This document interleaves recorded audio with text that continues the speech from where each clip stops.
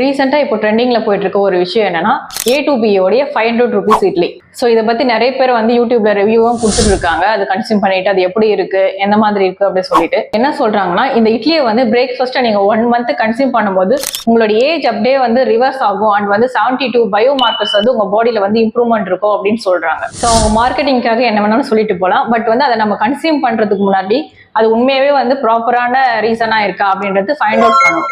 இந்த ரெசிபில அவங்க என்னெல்லாம் யூஸ் பண்றாங்கன்னு பாத்தீங்கன்னா, இட்லி, ப்ளூபெரிஸ் அண்ட் வந்து soaked almond and olive oil. Main advantage அப்படின்னு பாத்தீங்கன்னா ஜஸ்ட் வந்து அது ஃபெர்மெண்ட் பண்ணியிருக்காங்க. ஸோ ஃபெர்மெண்ட் பண்ணதால உங்களுடைய கட் ஹெல்த்துக்கு வந்து ரொம்ப ஹெல்ப்ஃபுல்லா இருக்கும். ஜென்ரலாவே நம்ம வந்து மார்னிங் பிரேக்ஃபாஸ்ட்டை இதை தான் கன்சியூம் பண்ணிட்டு இருக்கோம்.